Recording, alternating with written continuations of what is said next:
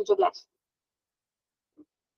1, 2, 3, 4, 5, 6, 7, 8, 9, 10, 11, 12, 13, 14. Ini dah 14. 1, 2, 3, 4, 5, 6, 7, 8, 9, 10, 11, 12, 13, 14, 15, 16, 17, 18, 19, 20, 21, 22. Uish, banyak dah ni. Bukan sikit. Banyak dah ni sebenarnya. Okay, kira lagi. 1, 2, 3, 4, 5, 6, 7, 8, 9, 10, 11. Total berapa total dia? Total kan? 11 campur 14 campur 22 campur 17 campur 17 campur 19. 83. Ini baru pendahuluan. Ini baru pendahuluan. Ini pelik. Kenapa dia dah cakap cikgu saya tak boleh lah cikgu, macam sakit otak cikgu saya tak dapat markah. Saya cakap, ya Allah, kalau kamu guna teknik ting ni, kamu dah boleh jawab dan dapat markah yang sangat banyak dah. Sebab awak dah boleh, kat sini pun awak dah boleh dapat markah, 4 markah macam tu. Okay, kalau kat sini 1, 2, 3, 4, 5. 5 markah dah boleh dapat. Tak sikit, banyak tu. Okay, jom kita pergi kepada seterusnya. Okay, macam biasalah guna tofu cokep. Okay, sebenarnya saya bukan nak mengajar awak tentang buli pun hari ni. Cuma nak tunjuk kat awak macam mana berlakunya perkembangan suatu karangan dulu. Okay. Okay. 1, 2, 3, 4, 5. Ini adalah merujuk kepada tofu cokep. Bukan tofu bergedil tofu cokep. Okay. Tofu cokep ni kita pakai untuk karangan bahagian B. Untuk karangan bahagian A kita boleh pakai tetapi dia tidak terlalu detail seperti detail yang karangan bahagian B. Karangan bahagian A dia hanya ringkas sikit. Ringkaskan sedikit. Tapi kalau nak guna konsep yang sama, tak ada masalah. Tak ada masalah. Okey. Jadi kita menggunakan ayat topik yang merujuk kepada point dia.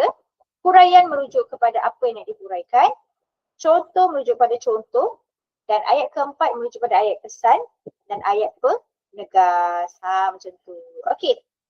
Ini contoh dia punya template. Pada pendapat saya, bla bla bla bla, masukkan hal ini dikatakan demikian, awak ambil je balik template ni, awak paste, letak balik je.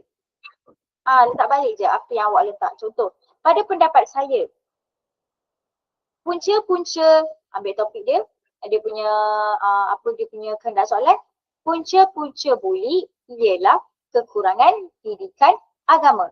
Hal ini dikatakan demikian kerana sebab apa? Sebagai contoh, ibu bapa tidak menerapkan nilai keagamaan kepada anak-anak. Contoh. Okay, satu lagi lah saya nak cerita kat awak. Saya cerita kat awak supaya awak lebih jelas. Okay, membuli ini memang sesuatu perkara yang sangat-sangat sensasi sekarang. Okay. Dan ibu bapa dia akan salahkan guru-guru sebab guru-guru yang bersama-sama dengan anak murid. Tetapi mereka tidak fikirkan bahawa berapa banyak anak murid yang perlu dilihat dan berapa banyak murid yang perlu kita ketahui tentang sikap pelajar. Dan ibu bapa ni dia akan selalu salahkan guru-guru ataupun disalahkan kenapa tak pantau anak dia, kenapa tak jaga anak dia, kenapa tak menasihati anak dia, kenapa biarkan membuli. Tapi mereka tidak sedar bahawa kejadian buli ini bukan secara terang-terangan. Dia berlaku secara senyap-senyap. Ada tak? Cikgu, saya nak membuli. Cikgu tahu kan? Saya bagi tahu secara besar-besaran ni, saya akan membuli. Tak ada orang buat macam tu. Tapi membuli ni secara senyap-senyap. Itu saya cakap, dia bermula daripada kecil, sekecil-kecilnya dan menjadi sebesar-besarnya. Kalau masalah tu boleh berlaku. Okey, jadi saya cakap kat awak, tolong hentikan buli, jaga mulut awak. Kalau awak tak rasa daripada mulut awak tu tak boleh cakap benda baik, baik senyap. Okey? Alright? Macam tu. Jadi jangan sampai membuli ni membahayakan awak. Okay, saya tak naklah nanti saya dengar ada seorang pelajar daripada Putra Perdana telah masuki penjara akibat bla bla bla. Saya tak nak benda tu. Okey? Saya dah ajar anak murid saya untuk berakhlak. Dengan ayah Hafiz Danish ada tak dalam ni? Hafiz Danish macam hilang je. Dengar. Dengar. Saya dah cari lah Hafiz Danish mana tu. Akil mana Akil? Ada Akil ada. Okey? Jadi dengar apa yang saya cakap ni. Jangan dengar masuk tinggi kiri, keluar tinggi kanan, masuk tinggi kanan, keluar tinggi kiri, tak nak macam tu. Okey? Okey, ini adalah cara kita nak buat. Okey, ini adalah penutup. Macam biasalah, kesimpulan kita akan belajar. Which is, kita akan ceritakan secara kesimpulan. Secara tuntasnya, sudah terang lagi bersuluh. Ada ayat yang lebih sedap. Bulan apa? Ada ayat dia. Saya cuba suka gunakan. Adalah ayat dia macam ni. Ni. Bulan semakin terang, bayang kian jelas. Okey, ayat dia adalah bulan semakin terang, bayang kian jelas. Maksudnya dekat sini dia menunjukkan inilah secara kesimpulannya. Sebab ada pelajar tanya saya, cikgu, macam mana cikgu saya nak masuk ke suatu ayat yang puitis untuk ayat kesimpulan. Awak boleh gunakan ayat ini. Bulan semakin terang, bayang kian jelas. Okey, alright, faham. Penegas itu satu perkataan ke cikgu? Dikira satu perkataan. Penegas maksudnya dekat dia punya ni ke? Kesimpulan ke? Ya, dikira satu. Contoh awak kata oleh itu satu. Jelas, sudah terang lagi bersuluh, masih dikira satu. Okey? Sebab itu adalah dikira macam penanda wacana. Okey, penanda wacana yang dikira sebagai satu. Okey? Faham Okay, itu untuk bahagian kesimpulan. Okey, sampai sini dulu. Cadangan tu apa cadangan awak? Libatkan beberapa pihak. Macam contoh buli tadi. Awak boleh libatkan siapa pihak-pihak dia. Contoh nak libatkan pihak ibu bapa. Sebagai contohnya, ibu bapa perlu mainkan peranan ataupun awak nak letak semua pihak. Sebagai contohnya, sebagai konklusinya, semua pihak perlu berganding bahu dalam membanteras buli. Pendengar situ satu kali yang pasal bulan apa satu juga ke ya. Masih dikira satu sebab itu dikira penanda wacana. Okey, sikit kan, tapi dia dikira macam ayat yang lebih sedap lah macam tu. Dia bukan kira patah perkataan. Okey. Apa harapan awak pada masa akan datang? Okey. Harapan awak adalah tak ada berlakunya buli lagi dekat Malaysia contoh. Macam tu. Okey. Alright, sampai sini faham semua? Ada tak yang tak faham? Tak faham bagi tahu saya. Ada tak yang tak faham? Faham. Bagus Hafiz ni dia faham. Bukan tak faham. Okay. Alright. Okay, sekarang barulah kita masuk. Sebenarnya, baru kita nak masuk kepada karangan bahagian B. Untuk makluman awak, memang dekat dalam masa yang diberikan adalah 1 jam 30 minit. Tetapi saya galakkan awak untuk habis untuk bahagian B tu lebih kurang tak lebih daripada 1 jam. Banyak tu cikgu, mana boleh lebih 1 jam. Saya kena buat 1 jam tu. Macam saya akan set masa. Okay. 300 hingga 500 patah perkataan sahaja. Okay. Itu merujuk kepada, kalau lebih daripada 500, cikgu saya dah buat 700 lebih. Maka selebihnya tu saya tak kira. Saya tak baca pun. Okay. Sewaktu pelajar, bila dia baca je 350 hingga 500, banyak ni cikgu. Banyak sangat ni. Tak. Sebenarnya tak banyak pun. Tak banyak. Awak bayangkan dia hanya 6 perenggan. 6 perenggan yang setiap daripada tu ada 5 ayat. Ada 5 jenis. Topik, huraian, contoh, kesan, penegasan. Lepas tu pendahuluan, think ada 5 ayat, kecahar ada 3 ayat. Awak bayangkanlah berapa banyak, sebenarnya tak banyak pun. Okay. Jadi kita kena make sure ayat yang kita berikan itu jelas. Okay. Cikgu boleh tak kalau macam contoh dalam Tauhu Cokep, kan cikgu kan saya buat Tauhu Cokep. Maksudnya dia ada 2 jenis huraian. Ada 2 huraian ditambah. Boleh, tak ada masalah. Okey, benda tu tak ada masalah selagi tidak melanggar tata perkataan sebanyak 500 patah perkataan. Okey, seterusnya bila kita nampak ada satu soalan kat karangan bahagian B, kalau awak perasan dia akan ada keluar domain. Domain awam, domain peribadi, domain pendidikan, domain kerjaya, semua ada. Okey, bila kita nampak kepada peribadi, ia merujuk kepada satu individu ataupun kepada diri kita. Dia akan tanya, pada pendapat anda sebagai rakyat Malaysia, bagaimanakah untuk memupuk semangat patriotisme? Okey, itu adalah dari segi peribadi. Kalau daripada segi awam pula, ia melibatkan pihak. Sebagai contoh, pihak-pihak yang terlibat, ibu bapa, guru, apa lagi? Badan-badan kerajaan, okey, pihak kerajaan dan sebagainya. Kalau bahagian kerjaya, awak kena tahu dia tentang sesuatu kerjaya. Contohnya, kepentingan SPM pada masa akan datang. So, ia merujuk kepada kerjaya. Okey. Bagaimana pula dengan format karangan tidak berformat? Tidak berformat dengan format. Okey. Tidak berformat yang tadi tu. Yang berformat, rencana, laporan, syarahan, pidato, ceramah, ucapan. Siapa tahu rencana tu apa? Siapa tahu rencana tu apa? Siapa boleh bagi tahu saya rencana tu apa?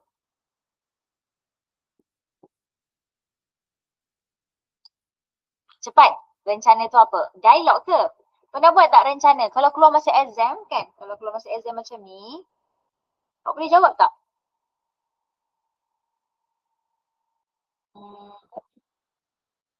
Contoh soalan dia. Ni rencana ni. Awak boleh jawab? Plan. Kan. Rencana tu apa? Saya boleh bagi tahu saya, rencana tu apa? Pernah buat tak rencana? Siapa tak pernah buat? Angkat tangan. Siapa tak pernah buat rencana? Emeline lagi? Siapa yang tak pernah? Akil lagi? Kalisa tak pernah lagi? Siapa lagi tak pernah? Arisa lagi? Siapa lagi tak pernah? Tak apa, jujur je. Siapa tak pernah buat rencana? Tak tahu pun dia punya format macam mana. Siapa tak tahu? It's okay kalau awak tak tahu lagi bagus. Saya akan terangkan. Pipi Jol, tak tahu. Okay. Dia bagi tahu Trik rencana, dengar betul. Trik rencana, kalau keluar masa exam rencana, ambillah rencana. Sebab rencana tu sebenarnya karangan tidak berformat. Yang membezakan dia hanyalah apa? Tengok ni Nanti awak macam serius lah cikgu. Ya. Memang rencana macam tu. Tengok Ni rencana. Dia letak tajuk atas tu, dia letak penulis. Oleh tu adalah penulis. Penulis tu awak lah. Okay. Jadi kalau contoh dia keluarkan cara-cara untuk memupuk semangat perpaduan kejiranan contoh. Jadi itulah topik dia. Lepas tu awak letak dia punya penulis, nama awak, Lepas tu ni sama je macam kita belajar. Ada tahu coket, semua sama, nampak? Dewasa ini negara kita sering mengorak langkah, sama, nampak? Dia tak ada menceritakan macam ayat syarahan ke pidato yang berusaha tuan pengurusi majlis yang tak ada. Okay? Alright. So dekat sini kita dah nampak dah bahawa sebenarnya rencana ni sama je dengan karangan tidak berformat. Yang membuatkan dia ada format adalah ini. Ini yang ini yang punca dia jadi rencana. Selain daripada itu merujuk kepada karangan tidak berformat seperti ada pendahuluan, ada topi coket, isi-isi dia. Lepas tu akan ada penutup macam tu. Siapa tak faham rencana ni apa? Ada tak yang lagi tak faham rencana tu apa? Siapa faham? Bagi X sikit good. Saya nak tahu. Siapa yang tak faham, angkat tangan. Oh jangan risau. Kalau awak tanya saya tak akan tanya awak balik. Saya akan explain dulu. Faham Jadi rencana ni tak susah. Jadi kalau keluar rencana, bagaimana kan rencana? Buat je balik. Tinggal tulis tajuk dengan penulis je kat atas tu. Ataupun sebenarnya dia merujuk kepada karangan fakta. Dulu kita panggil dia karangan fakta. Tapi sekarang dah fakta tu dah tak ada. Jadi kita ambil karangan rencana. Cikgu, rencana tu kena ada berapa perenggan? Sama je macam karangan apa orang panggil tahu coket yang kita belajar tu. Ada 6. Cikgu, tapi kat dalamnya macam ada lebih daripada 6 ditunjuk. Nampak tak? 1, 2, 3, 4, 5, 6, 7. Boleh je tambah. Tak ada masalah. Okay. Make sure dia akan jadi ada 1 pendahuluan, 4 isi, 1 penutup. Okay. Faham? Siapa tak faham lagi? Semua faham Okay. Jom kita pergi one by one. Okay. Okay. So laporan dengan syarahan. Okay. Siapa ingat format laporan? Siapa ingatlah format laporan? Ada apa dekat format laporan?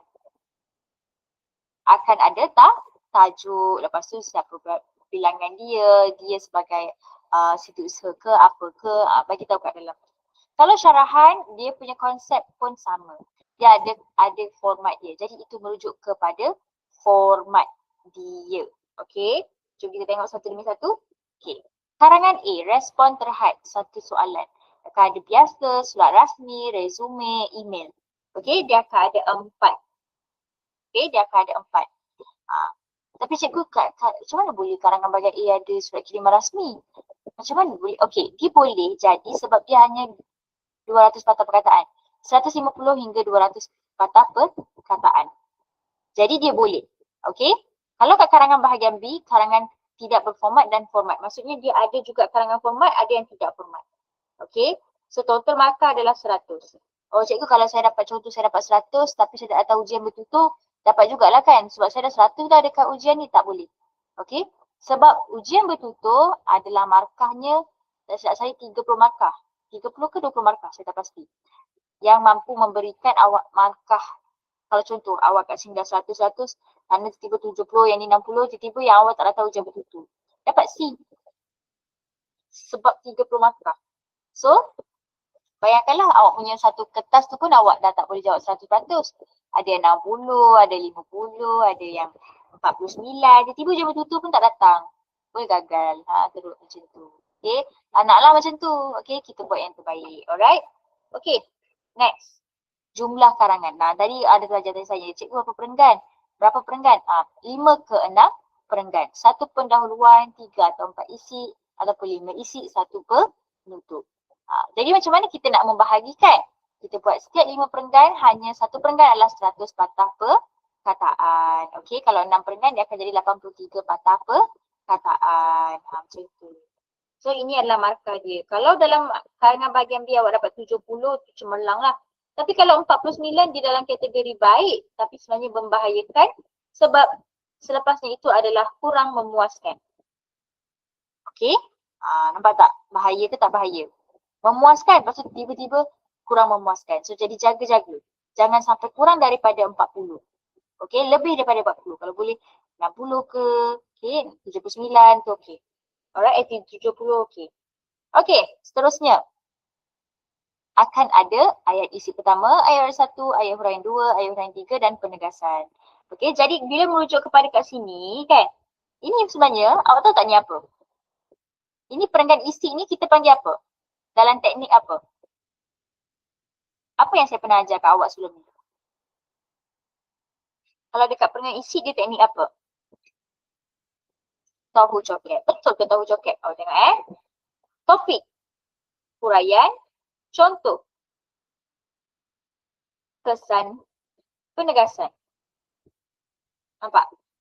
Jadi dekat sini pun sebenarnya dia pakai konsep yang sama je. Sama juga dengan im baku. Im, ba, ke, u, p. Dah. Habis dah. Macam tu je. Sama je sebenarnya konsep dia. Cuma membezakan teknik dia macam mana awak adapt. Macam mana awak apply dalam awak punya karangan. Okay? Okay. Next. Kita pergi kepada ayat isi yang gramatis. Okey, ayat isi yang ayat pula dah. Ayat isi yang gramatis wajib ada subjek dalam ayat. Okey. Ni contoh-contoh pada ayat penegasan lah. Jelaslah bahawa oleh itu sudah terang lagi bersuluh, bulan semakin terang, bayang kian jelas, tegasnya. Jadi awak boleh gunakan ayat-ayat ini dalam karangan. Contohnya bila ayat isi satu, sudah terang lagi bersuluh bahawa ibu bapa merupakan orang yang terdekat mampu membimbing anak-anaknya. Lepas tu satu lagi, oleh itu guru-guru perlu memainkan peranan yang sebaiknya untuk anak murid tidak bergiat dalam aktiviti yang negatif. Sudah terang, saya letak pula, bulan semakin terang, bayang kian jelas bahawa kerajaan merupakan salah satu pihak yang harus bertanggungjawab dalam melahirkan masyarakat yang makmur. Contoh. Okay, kita boleh gunakan setiap tu satu-satu tu berbeza-beza. Tak naklah oleh itu. Pengangan kedua pun oleh itu. Sudah terang lagi bersuluh. Oleh itu sudah terang lagi bersuluh. Tak best lah. Okay, boleh tambah ayat-ayat ni untuk ayat penegasan. Okay. Alright. Seterusnya, ini adalah contoh. Okay. Contoh-contoh dalam SPM. Okay. Soalan contoh dia. Setiap tahun sekolah anda menganjurkan pelbagai program motivasi dan anda sering terlibat dalam program-program tersebut. Berikan pendapat anda tentang faedah-faedah menyertai program motivasi tersebut. Okay. Program motivasi itu apa? Siapa boleh beritahu saya? Program motivasi itu apa?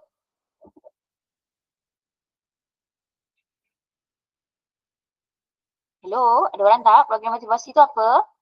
Program yang memberikan semangat, memberikan nasihat.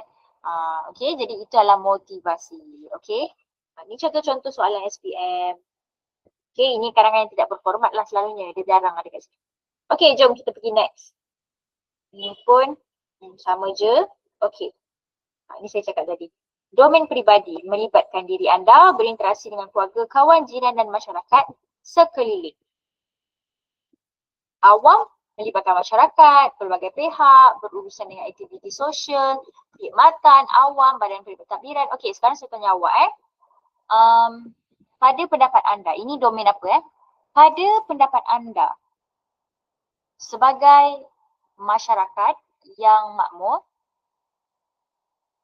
apakah tindakan anda dalam memupuk semangat perpaduan dalam masyarakat? Itu merujuk pada apa? Ataupun bagaimanakah masyarakat ingin memupuk semangat perpaduan? Itu ayat saya. Merujuk kepada apa? Awam. Betul. Awam. Sebab saya melibatkan masyarakat. Semua orang saya libatkan. Melayu, Cina, India semua sekali kat dalam tu. Okay? Alright? Okay, saya sekejap lagi pukul 3 kita akan stop sekejap. 5 minit. Lepas tu kita akan sambung semula. Okay? Alright. So, saya pun dah tak ada suara dah. Sebab 1 jam kan. Kita ada suara. Jadi saya kena next pula. Okay? Alright. Rehat dulu.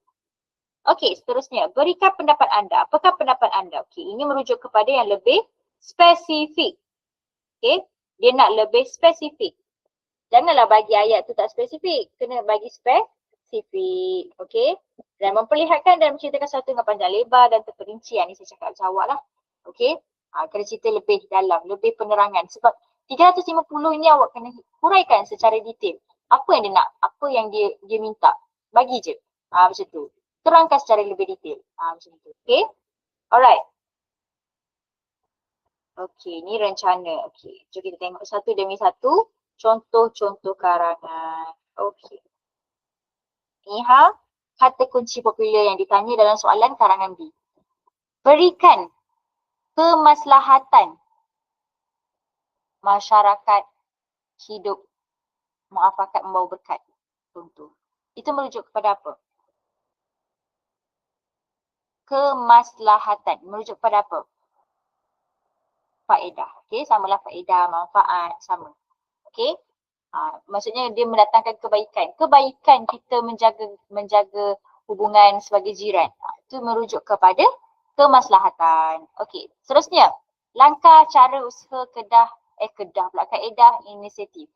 Jadi ia merujuk kepada cara-cara, langkah-langkah, strategi, teknik. Libatlah terlebih kurang ayat, terlebih kurang sama. Sama juga dengan peranan. Peranan merujuk pada tugas, tanggungjawab, fungsi dan sumbangan. Okey. Alright, so kita berhenti kejap. Okey, dalam 5 minit saya nak pergi minum kejap. Saya dah haus, saya dah tak ada suara. Tunggu sekejap, jangan keluar. Siapa yang keluar siap, saya akan mention lagi dalam grup. Jangan keluar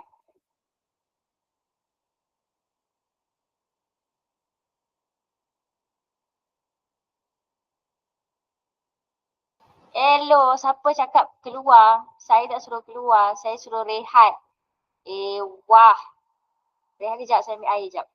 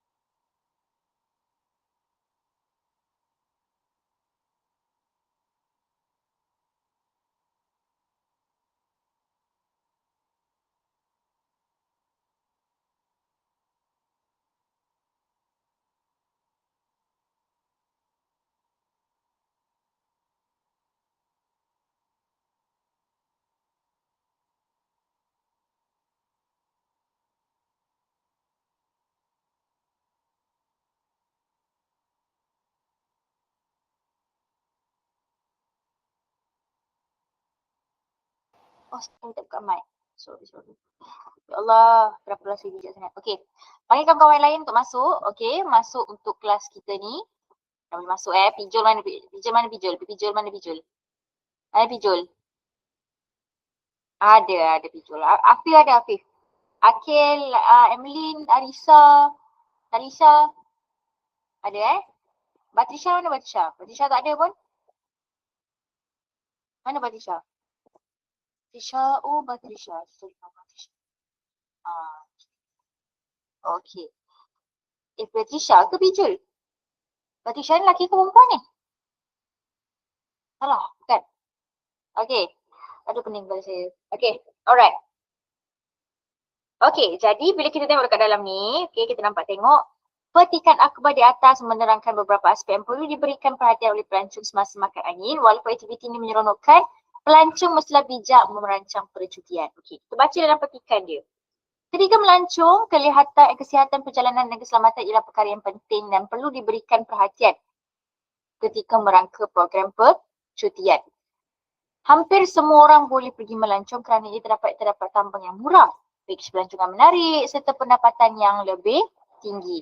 Walaupun melancong merupakan aktiviti yang bagus, tapi jangan lupa untuk melancong juga memiliki risiko. Okey? Jadi dia minta apa? Ciri-ciri pelancong yang bijak. Apa ciri-ciri pelancong yang bijak? Siapa boleh bagi tahu saya ciri-ciri pelancong yang bijak? Siapa boleh bagi tahu saya ciri-ciri pelancong yang bijak ni macam mana?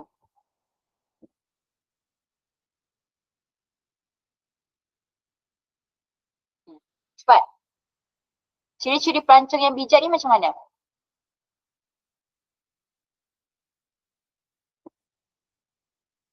Bawa wang yang mencukupi lagi.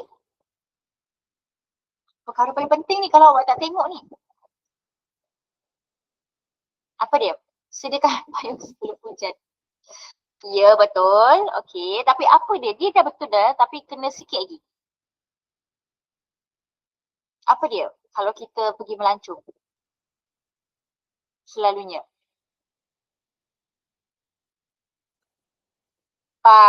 Okey, dia macam ni lah. Awak nak pergi satu kawasan ni. Awak nak pergi Maldives lah contoh kan. Ataupun nak pergi Iran ke, nak pergi Turki ke kan. Lepas tu awak pergi je, awak tak buat research. Awak tak tahu yang kat sana sebenarnya tengah perang ke. Ataupun orang kat sana tengah banjir ke. Jadi itu apa dia? Mengenal pasti ataupun menganalisis. Mengenal pasti cuaca. Okey? Jangan jadi macam kakak saya. Okey, kakak saya dia pergi Indonesia, tambang memang murah masa tu. Rupanya kat sana tengah banjir kilat. Dia tak tahu apa dia. Mengambil tahu kawasan yang akan dipergi. Okey, ayat yang lebih sedap adalah mengambil tahu kawasan yang ingin kita melancong. Okey, apa lagi ciri-ciri pelancong yang bijak? Apa lagi ciri-ciri pelancong yang bijak kalau awak dapat tahu? Okey, first kali lawan awak cakap menyediakan wang yang mencukupi.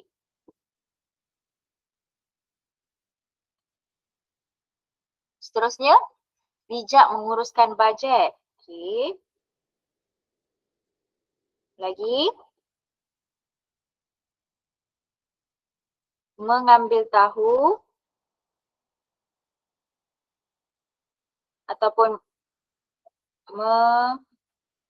mengenal pasti cuaca dan keadaan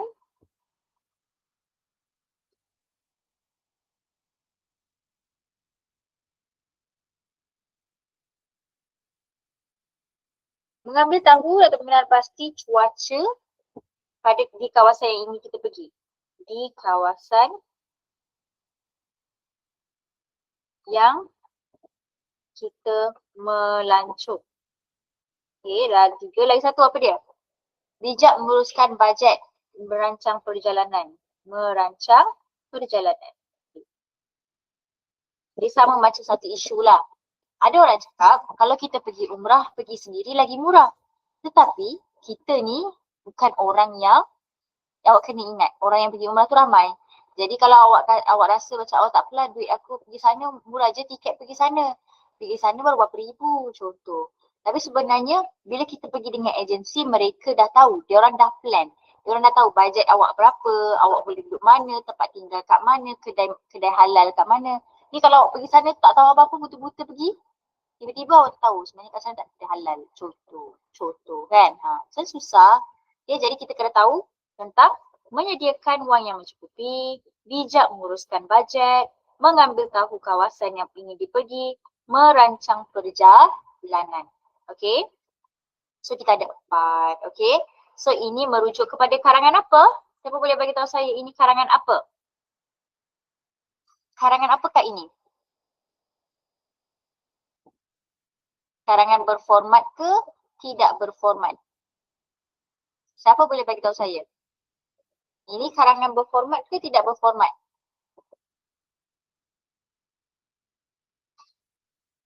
Berformat. Berformat. Berformat, Afif.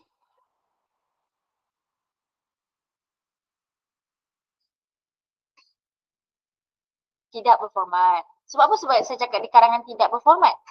Sebab apa di karangan tidak berformat? Dia ada cakap tak surat? Dia ada cakap tak rencana? Dia ada cakap tulis sepucuk surat. Tulis satu laporan. Jadi ia bukan karangan berformat. Ini karangan yang tidak berformat. Faham? Okey. So awak dah faham dah macam mana kita nak tahu dia karangan yang berformat ke tak? Okey. So sekarang ni nampak saya baru cakap. Mencari maklumat latar belakang lokasi pelancongan yang dilewati. Pelancong bijak menitik beratkan aspek keselamatan diri. Okay. Next, kita pergi kat sini pula.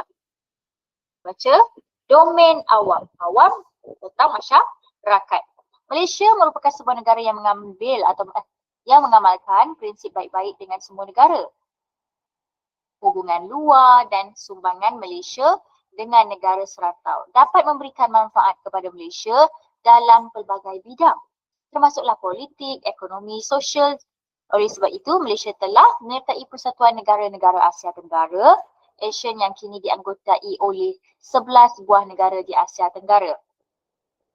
Petikan di atas menyatakan kerjasama yang dijalinkan oleh Malaysia dengan negara-negara di Asia Tenggara melalui Persatuan Negara-Negara Asia Tenggara. Kerjasama ini telah memberikan kebaikan dari segi politik, ekonomi dan sosial. Sehubungan dengan itu, anda ingin menulis sebuah rencana dalam akhbar tempatan. Okay. Tajuk rencana ialah kebaikan Malaysia menjalinkan hubungan serantau. Tulis rencana anda selengkapnya. Ini rencana adalah berformat ke tidak berformat? Ini adalah karangan berformat ke tidak berformat? Berformat atau tidak berformat? Format. Kenapa dia berformat? Kenapa awak rasa dia berformat? Sebab rencana, bijak. Okey, itu adalah jawapannya. Okey, jom kita tengok. Kebaikan Malaysia menjalinkan hubungan serantau. Apa maksud dia? Dia kata, kebaikan sekiranya Malaysia menjalinkan hubungan serantau. Kalaulah kita ni, kita orang kan, apa hubungan, apa kebaikan kalau kita ni sentiasa menjalinkan hubungan baik dengan orang? Apa dia? Kalau bila dia cakap mengenai Malaysia, dia akan dilibatkan sosial, ekonomi dan politik. Okey? Okey? Okey, jom kita buat sama-sama. Kita buat 4 poin. 1, 2, 3 dan 4. First, mengelak. Okey, kalau dari segi politik, kita boleh ambil mengelakkan berlaku ancaman negara luar. Sekarang viral kan? Palestin semua. Okey, kalau daripada segi ekonomi, apa dia? Ekonomi. Apa dia? Kebaikan Malaysia menjalinkan hubungan serantau. Apa dia?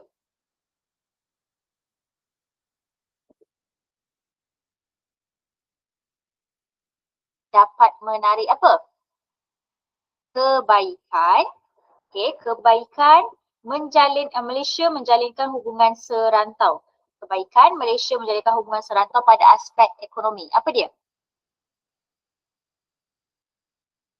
Dapat menarik pelabur asing. Lagi? Apa lagi dia boleh buat? Menarik pelancong ke negara kita. Okey. Okey, so kita buat menarik pelabur asing. Okay. Kalau pada aspek sosial, kebaikan, Malaysia menjalinkan hubungan serantau pada aspek sosial. Apa dia?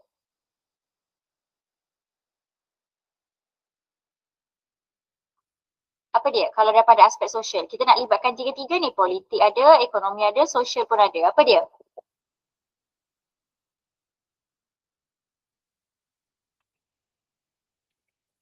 Keamanan terjamin. Okay. Sosial. Okay. Sosial ni awak kena tahu dia tentang cara kita punya adat. Okay. Ataupun cara kita bercakap dengan orang. Contohlah orang Cina daripada Cina datang kat kita. Bukan Jepun.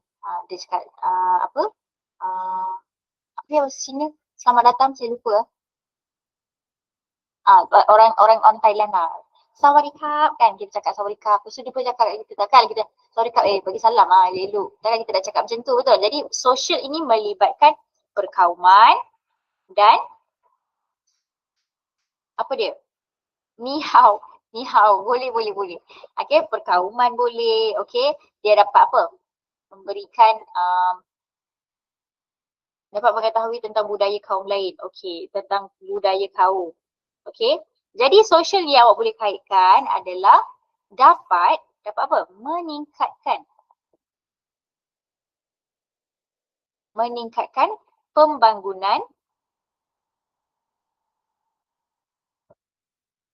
pembangunan apa? Pembangunan pendidikan dan latihan.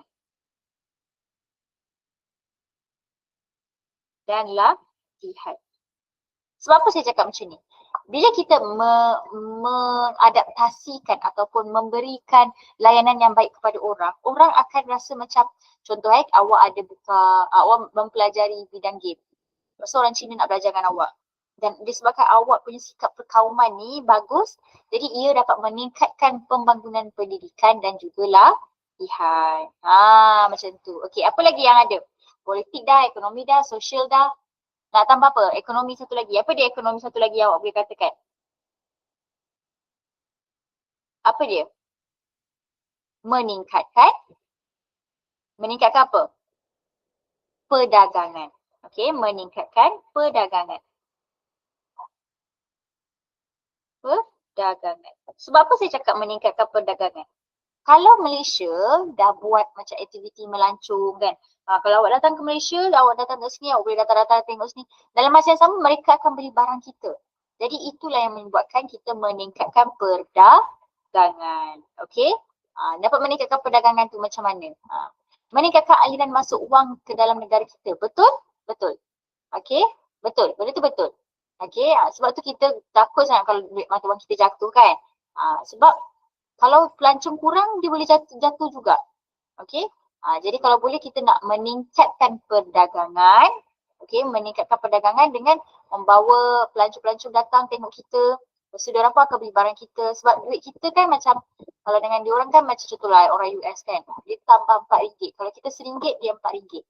Kalau 10 sen tak dikira, tak ada nilai kat sana. Okey, diorang tak ada nilai. 10 sen. Diorang paling sikit pun adalah RM4 tak silap saya. Tinggi kan? Macam tu. Okay, so inilah dia. So jadi tinggal buat ni je lah. Dah ada point, tinggal buat ini saja. Okay, alright. Seterusnya, tengok sikit. Menjaga ekonomi dengan baik, menjaga keamanan, meningkatkan taraf pendidikan negara, memudahkan penyaluran bantuan. Kalau contoh Malaysia banjir, mencari tu dekat Indonesia.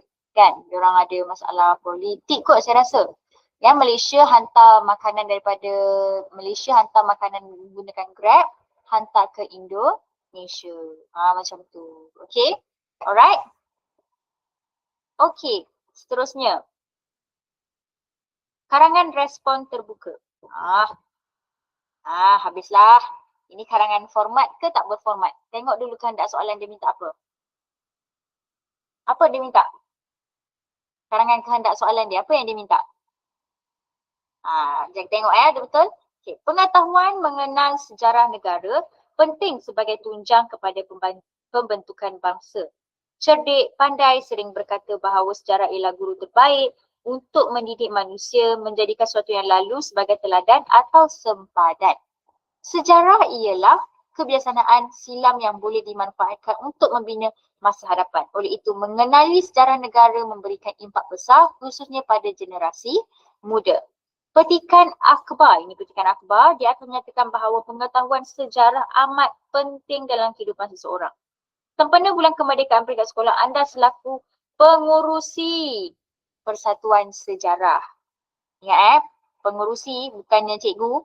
Pengurusi Persatuan Sejarah telah diminta untuk memberikan ceramah. Ceramah. Macam mana konsep ceramah? Macam mana dia punya format? Dah tahu dah format dia apa? Okey. Faedah-faedah mempelajari sejarah. Okey, first. Apa dia faedah-faedah mempelajari sejarah? Apa faedah kalau kita belajar sejarah? Apa function kita ambil belajar subjek sejarah? Untuk apa? Untuk apa?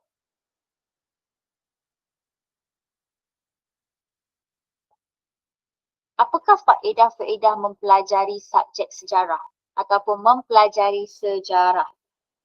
Ambil iktibar lagi. Apa dia?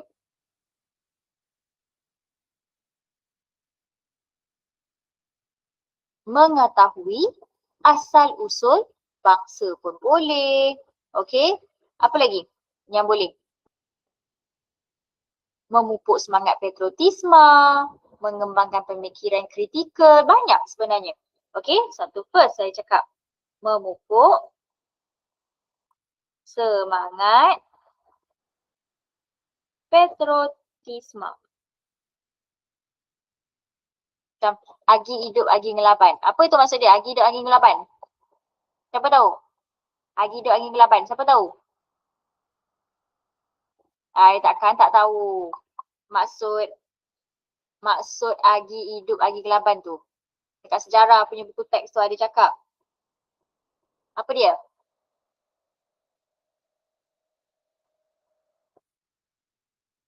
Yang bahasa Iban. Kita dah belajar Jangan cakap tak belajar Agi hidup Agi ngelaban tu apa. Maksudnya selagi nyawa dikandung badan, kita tidak menyerah kalah. Okay. Itu jadi kita merujukkan kepada apa? Semangat patriotisme lah tu. Okay, bila kita baca je ayat-ayat macam tu, oh ini yang menunjukkan kalau aku sampai aku mati pun aku akan berkorban untuk negara. Contoh, okay, selagi hidup, selagi berjuang. Selagi itulah kena berjuang. Lagi apa dia? Memupuk perpaduan kaum. Yang ketiga, apa lagi? Meningkatkan pemikiran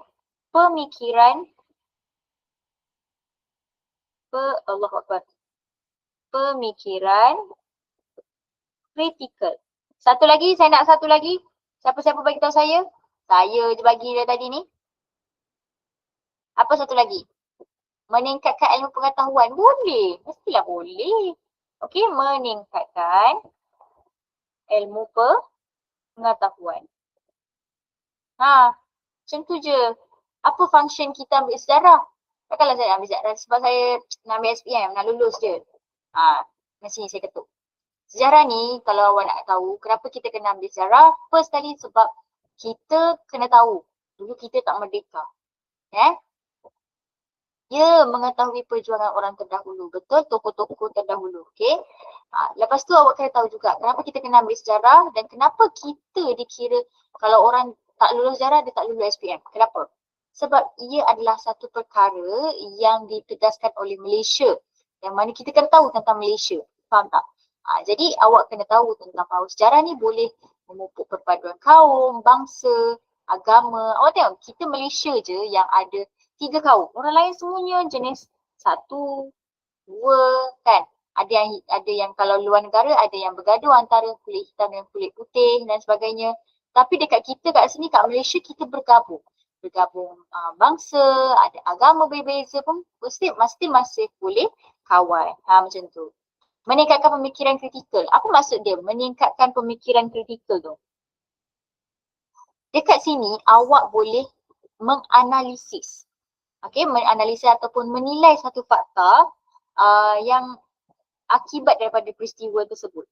Contoh, okey macam cerita kita tahu pasal hang tua, hang jebat kan, Melaka dulu. Okey, bergaduh nak dapatkan Melaka, lepas tu seorang mati lepas tu. Jadi daripada situ awak punya pemikiran jadi kritikal. Oh, inilah sebabnya jangan kita nak berperang je, kena melakukan sesuatu ataupun melakukan sesuatu perkara tu perlu dirancang, bukan terus nak serang dia. Macam mana awak tengok sekarang ni Israel dengan Palestin. Dia macam tu. Okey, yang melibatkan dua negara yang di satu negara. Jadi sebenarnya satu negara yang tak berpuas hati dengan satu negara tapi dilibatkan dengan semua negara yang lain. Tu bahaya dia. Okey. Seterusnya meningkatkan ilmu pengetahuan. Of course, bila awak belajar je sejarah, mesti awak akan ada penambahan ilmu. Contoh, kalau saya tak bagi tahu awak, mungkin awak tak tahu. Okey. Macam contoh, kita ada berapa banyak Perdana Menteri je sebenarnya. Tapi yang sebenarnya kalau nak diikutkan kita punya menteri-menteri yang dulu tu sebenarnya baru naik, ada yang turun, tapi sebenarnya tak ramai pun. Kata sekarang berapa belas dah?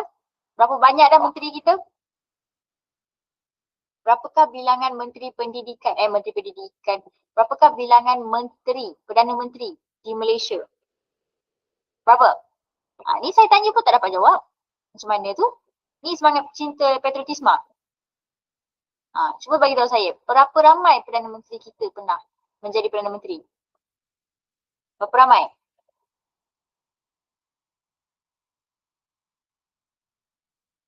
Apa dia? 10. Okay, 10. Alright. Okay, next kita pergi kepada ceramah. Okay, ni ceramah dah. Yang ni apa ni? Ni apa ni? Sosial berlaga. Okay, ni tak payah. Ni dah sekarang kan tidak format. Kita nak. Okay, ini adalah contoh karangan biasa. Okay. Allah, cikgu kecilnya. Sabar. Ya, saya boleh zoom. Macam tu. Okay. Okay. Ini adalah karangan biasa. Maksudnya akan ada pendahuluan, ada penutup, ada isi macam biasa. Okay, awak nampak kat sini? Nampak tak? Macam tu. Okay, dia ada pendahuluan, perenggan 1, perenggan 2, perenggan 3, perenggan 4, kesimpulan. Okay, macam tu. Ada 4. Ada pendahuluan, ada 4 isi dan 1 kesimpulan. Kesimpulan tu penutup lah. Okay, ini perenggan biasa yang kita buat tadi. Okay, yang ini apa saya cakap rencana. Rencana ni ingat, awak janganlah rasa macam alamak rencana macam mana ni tak fikir. Dia sama je dengan karangan biasa sebenarnya. Yang membezakan dia adalah dia punya ini je. Kalau tak ada benda ni dah kena potong markah 5. Banyak tu. Okey, kalau dah sini dah sendak elok-elok, patutnya dapat 70 markah, dah jadi 65. Alah cikgu 65 je, belum kira yang kesalahan bahasa. Kalau ada kesalahan bahasa, mau gambarnya 30 je. Okey? Alright. Okay, next. Kita pergi kepada laporan. Macam saya cakap, laporan mesti akan ada nama tajuk ke atas ni. Laporan lawatan sampai belajar ke apa-apa ke mana. Lepas tu kita akan ada tanda tangan. Sekian, terima kasih. Akan ada siapa yang menulis. Contoh awak. Cikgu, tapi dia kata saya sebagai setiausaha sejarah. Tapi persatuan sejarah. Tapi saya bukan persatuan sejarah. Dia suruh kamu bayangkan. Suruh kamu buat. Bukan dia nak tahu kamu punya jawatan yang sebenar. Okay? Alright. So ini adalah laporan. Okay, laporan ni apa yang ada? Dia akan bagi tahu apa yang dia buat, persatuan apa, sekolah mana, pergi kat mana. Lepas tu kita akan tanya apa? Tarikh apa, hari apa, berapa ramai ahli, objektif untuk buat lawatannya apa. Itu adalah karangan dia punya pendahuluan. Itu kalau laporan lah. Okay, yang selebihnya dia merujuk kepada aktiviti dan sebagainya. Okay, alright. Next, kita pergi kepada karangan contoh syarahan pidato. Okey, sebenarnya syarahan, pidato, ceramah sebenarnya adalah satu benda yang sama. Okey, dia merupakan bukan satu benda yang sama. Macam mana saya cakap? Satu format yang sama. Apa yang sama? Kita akan ada pembuka bicara. Assalamualaikum dan selamat sejahtera saya ucapkan kepada yang berusaha, Tuan Pengurusi Majlis, yang berusaha, Tuan Pengetua Cemerlang SMK Tawau, Datin Fitriani binti Wahid, penolong kanan pentadbiran Puan Sharifah Anisah binti Syed Arifin, macam tu. Okay, dia ada pembuka bicara. Pembuka bicara, selepas daripada pembuka bicara, kamu akan ada topik apa yang awak ingin sampaikan. Jangan dah kenal-kenal kan? Okey, terus masuk. Tak boleh. Kena bagi tahu pelbagai kat sini. Dia bagi tahu memberi sedikit ceramah tentang peranan. Bagi tahu keyword dia ceramah. Saya ingin memberikan sedikit ceramah. Saya selaku guru nilam ingin memberi sedikit ceramah tentang peranan pelbagai pihak untuk memupuk amalan baca dalam kalangan remaja hari ini. Okey. Okey, apa lagi yang menunjukkan dia punya ni adalah konsep ataupun format kepada syarahan. First kali pembuka bicara. Okey. Kedua, ada perkataan hadirin yang dihormati.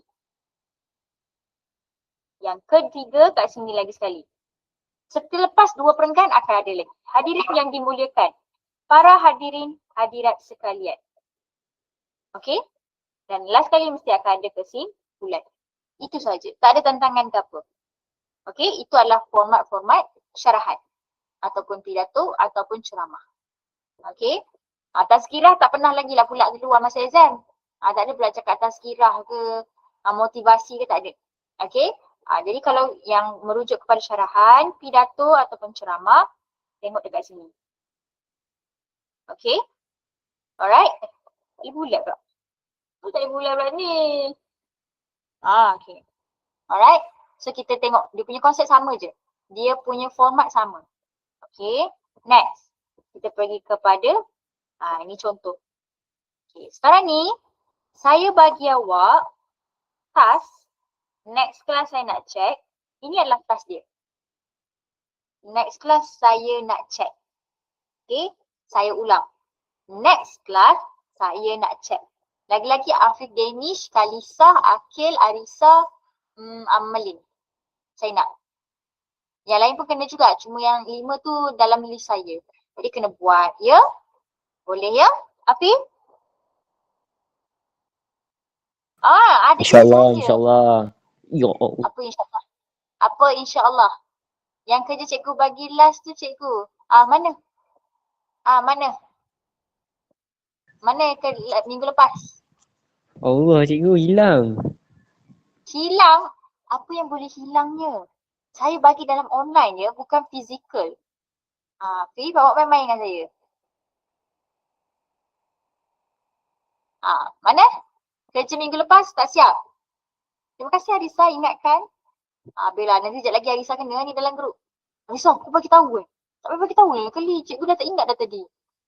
Terima kasih Arisa. Saya bayar Arisa. Okay? Okay, tak apa. Minggu lepas punya kerja, saya nak collect sekali dengan yang ini minggu depan. Boleh tak? Boleh. Arisa, yang minggu lepas tu saya minta kerja apa? Boleh beritahu saya tak? Saya minta kerja apa yang untuk minggu lepas? Saya pun dah tak ingat. Karangan pendek. Allah, karangan pendek je. Bukan susah mana karangan pendek tu. Yang 150 ringgit tu perkataan tu je. Jangan lupa. Okay, bagi tahu dekat dalam grup Arisa. Send lagi sekali dekat dalam grup apa task minggu lepas dengan minggu ini. Kakak gambar sekali kalau boleh. Bukan cikgu nak bagi link ke untuk hantar work. Saya tak hantar link. Tapi saya nak awak. Saya rasa macam saya nak kena buat WhatsApp ni dengan awak ni. Siapa-siapa add saya boleh? Add saya dalam satu grup. Boleh tak? Boleh ke tak boleh? Siapa admin? Boleh. Okay, saya bagi nombor. Tak apa, siapa-siapa mesej saya. Sekejap. Saya cari. Arisa, bagi nombor telefon awak. Bagi nombor telefon awak. Saya add mesej. Boleh? Dekat sini ke? Yelah kat sini. Boleh ke? Ke awak tak boleh? Kalau tak boleh saya bagi nombor je kat sini. Bagi je lah. Nah, nombor saya. Add saya Hantar semua dalam tu. Okay? Hantar dalam WhatsApp. Awas siapa yang tak hantar saya check. Link kehadiran dah isi ke belum? Siapa-siapa yang belum isi sekarang? Link kehadiran. Saya dah ada link kehadiran tau. Ni jangan lupa. Dah isi ke belum? Siapa yang belum isi silakan isi.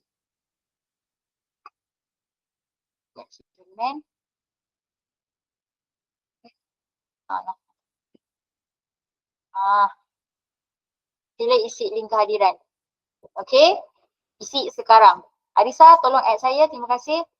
Alright, so kita akan masukkan assignment yang hari tu, minggu lepas.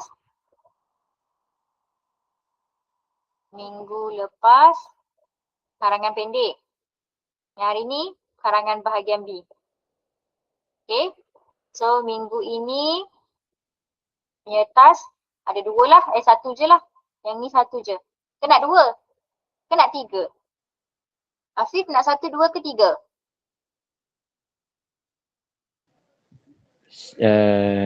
Tak tahu. Bunyi macam nak 5 je. 5 boleh? 5 karangan. 2 je cikgu. Okay, 2 je. Anak sangat react saya. Saya bagi 5 lagi. Okay. Alright. So, domain pendidikan jangan lupa buat. Okay. So, kita pergi kepada terima kasih. Belum. Jangan pergi lagi. Okay, saya akan tunjuk ke awak. Okay. So, ini adalah contohnya. Okay. Contoh-contoh rencana yang betul. Okay. Tengok betul-betul. Baca betul-betul. Dewasa ini ataupun awak nak gunakan sedasawarsa isu tentang pencemaran sungai yang sering menjadi bualan di bibir masyarakat. Bualan di bibir masyarakat maksudnya apa? Bualan menjadi di bibir masyarakat. Apa dia maksud dia? Siapa tahu? Bualan di bibir masyarakat. Apa maksud dia?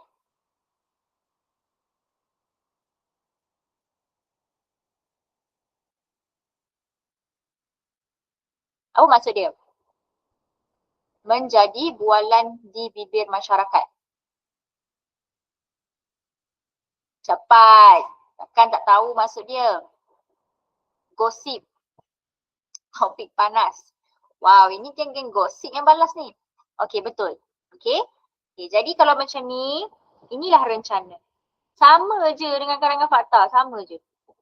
Okey, karangan yang kita buat karangan tidak format. Cuma tambah ini. Ingat tambah ni. Okey. Jawapan pula. Alamak, saya dah bagi awak jawapan Screenshot lah ni. Aduh, janganlah screenshot. Like pula tu. Aduh, hai. Okey. Okey, dari jawapan yang tadi tu. Tapi tak apalah. Kalau dapat jawapan pun boleh je buat kan. Takkan tak boleh buat pula. Kalau dah ada jawapan pun tak boleh buat, tak payah lah. Okey. Okey, itu jawapan. Lanjut. Okey. Alright, so itu saja. Sabar, saya ada lagi. Kita buat kertas 2. Selangor. Last. Okay. Kita buat sampai nombor 2 je lah. Boleh Sampai nombor 2. Boleh ke tak boleh? Ni masa exam punya keluar hari tu. Boleh Okey, jom kita buat sama-sama. Baca petikan di bawah dengan teliti, kenal pasti senaraikan 4 kata kerja tak transitif. Bila dia cakap 4 kata kerja tak transitif, berartinya apa? Dia adalah kata kerja, lepas tu dia cakap apa? Imbuhan awalan. Jadi imbuhan awalan dia apa? Awalan tu macam meng, ber, ter. Itu merujuk pada imbuhan awalan. Okey. Lepas tu satu ayat anda sendiri daripada setiap kata kerja awal antara situ. Okey. Buat ayat macam biasalah. Okey, jom kita tengok. Sebagai sebuah negara yang bergerak ke arah sebuah negara yang maju, Malaysia amat menitik beratkan aktiviti kesukarelawanan dalam kalangan masyarakat. Bagi golongan belia, bagi golongan belia, Aktiviti kesukarelawanan menjadi kegiatan yang dapat mengembangkan potensi diri mereka. Mereka juga mampu mengakses jaringan peluang pekerjaan yang wujud di Malaysia apabila terlibat dalam aktiviti kesukarelawanan. Okay. Bukan itu saja, aktiviti kesukarelawanan juga akan meningkatkan kemahiran insaniah dalam diri mereka ketika berinteraksi dan berkomunikasi dengan orang lain. Okey, apakah kata kerja tak transitif? Tak transitif. Imbuhan awalan. Apa dia? Mana? Yang boleh berdiri dengan sendirinya. Mana? Berkomunikasi. Lagi? Lagi? Berinteraksi. Lagi? Bergerak. Lagi? Mana tadi? Mana? Berinteraksi, berkomunikasi. Apa yang satu lagi saya nak yang dia boleh berdiri dengan sendirinya? Apa dia? Ayat yang boleh berdiri dengan sendirinya. Apa dia? Mana? Cepat. Perkataan yang boleh berdiri dengan sendirinya. Apa dia?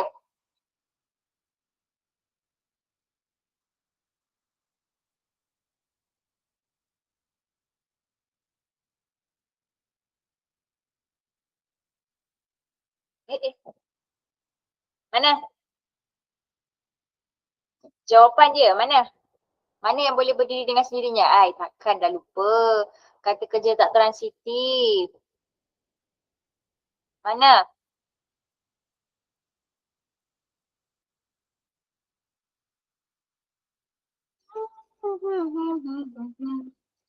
Cepat. Mana jawapannya? Sebagai sebuah negara yang bergerak ke arah sebuah negara Malaysia agak menitikkan aktiviti negara masing-masing. Mereka juga mampu menjadi saja juga meningkatkan. Okey. Ada tak? Ada ke tak ada? Macam tak ada je. Mana? Menjadi. Mana menjadi? Ni menjadi. Lagi? Terlibat. Mana terlibat? Terlibat. Kita tak nampak pun terlibat. Mana terlibat? Tak nampak pun. Kita dalam mengisi jaringan. Oh, terlibat. Dia ada 5 dah. Okay, kita dah 4 tapi dia dapat 5. Okay, so dapat dah. Okay. Alright, so next kita pergi kat bawah ni. Bina ayat tu bina ayat sendirilah. Okay. Awak bina, jangan lupa bina. Ayat susunan songsang. Okay, kita boleh nampak dekat dalam ni. Okay. Kesihatan mental sering dianggap remeh oleh masyarakat di negara kita sejak pandemik COVID-19 melanda. Okay. Tukarkan ayat susunan songsang kepada ayat susunan biasa. Okay, ayat dia dah tulis kat sini. Menimbulkan kegusaran dalam kalangan masyarakat Malaysia peningkatan kes kesihatan mental. Jadi kita kena cari dia. Mana dia punya subjek, mana dia punya predikat. Okay, jom. Menimbulkan kegusaran dalam masyarakat Malaysia. Dekat sini. So ini akan pergi kat depan. Peningkatan kes kesihatan mental menimbulkan kegusaran dalam apa dia? Cepat, apa dia Kalisa? Saya tak dengar. Apa jawapan? Saya dah bagi jawapan dah tu. Macam mana kalau ni nak tukarkan ke depan? Cepat. Afif, jawab.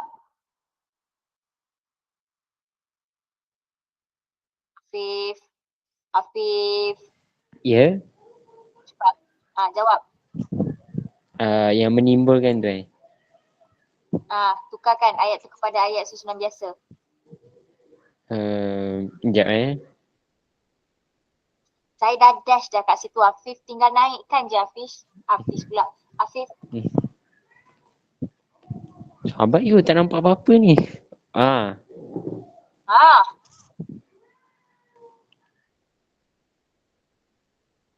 Apa dia? Peningkatan kes kesihatan mental menimbulkan kegusaran dalam Baca kalangan chat lah masyarakat. tu. Baca chat. Baca chat kan? Cikgu Baca kata chat box. potong tu saya. Okay. Buat yang nombor 2. Akan melakukan tindakan tu. Jangan tolong dia. Afif je yang jawab. Sabar.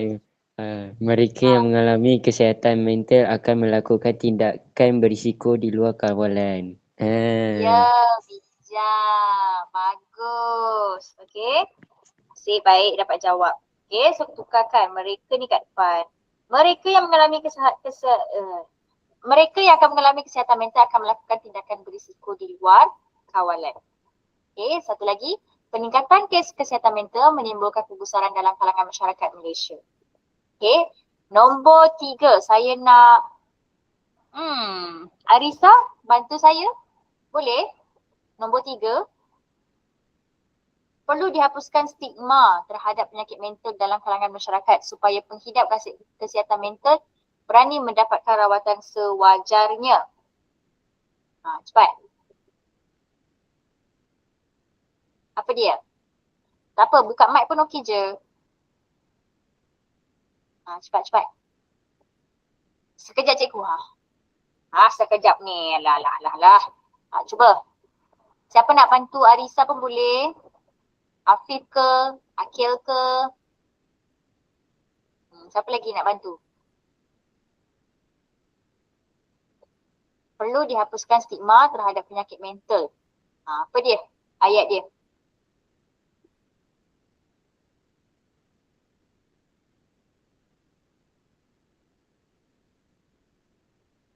Dapat. Okay, saya tandalah.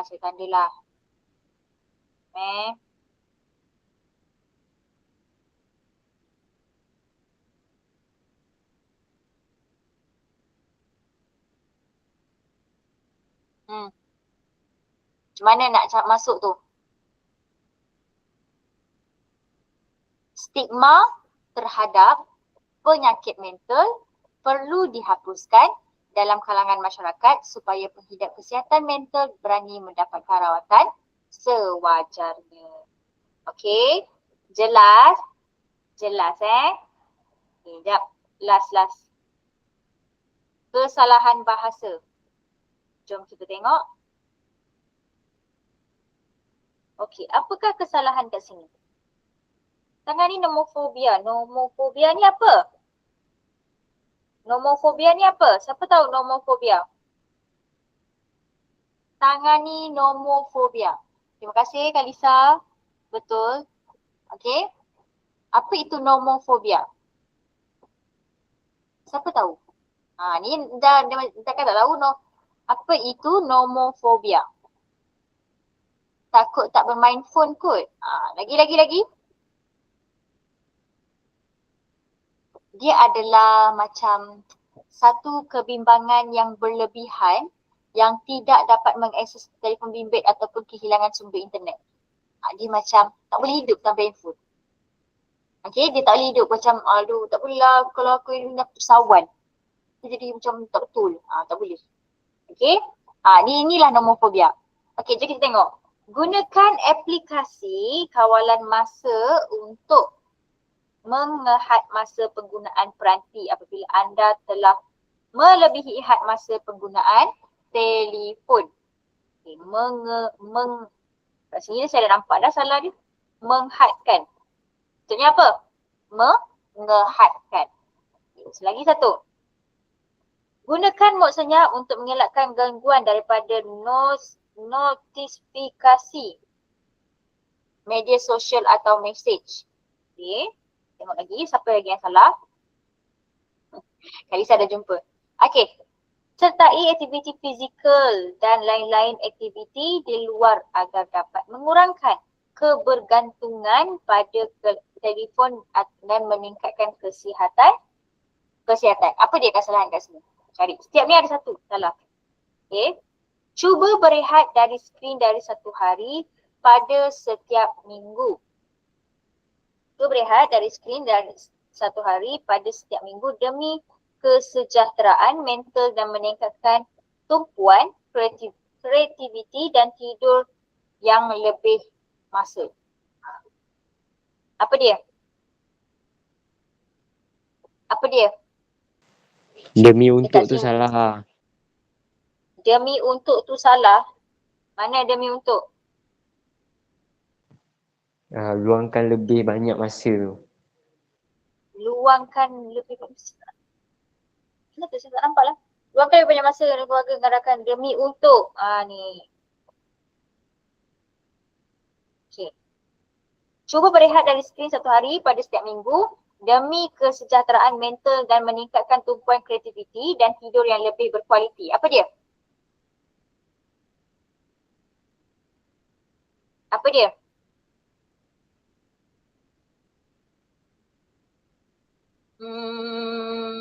Okay. Apa dia kat sini? Dari. Mana dari? Dari. Tukar kepada dari, pada. Okay. Dapatkan hemat profesional untuk mengatasi masalah secara berkesan. Ni kalau tak nampak lagi tak tahulah. Okay. Nampak dah. Okay. So dapat dah 5 kita dapat. Okay. 1, 2, 3, 4, 5. Dia nak berapa? Dia tak beritahu. Tapi ada 5 kesalahan.